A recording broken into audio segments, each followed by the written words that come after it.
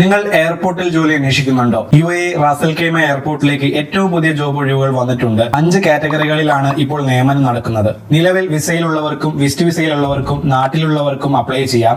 ഓർക്കുക, ഇതൊരു free recruitment ആണ്.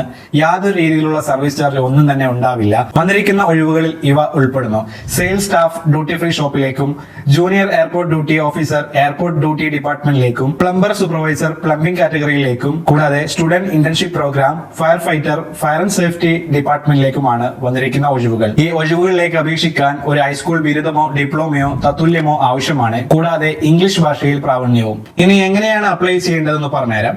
ഗൂഗിൾ ഓപ്പൺ ചെയ്തുകൊണ്ട് www.bluejob.com എന്ന വെബ്സൈറ്റ് ഓപ്പൺ ചെയ്യുക.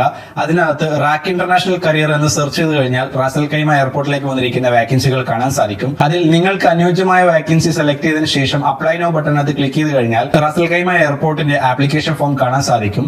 അത് ഫില്ലപ്പ് ചെയ്യുക.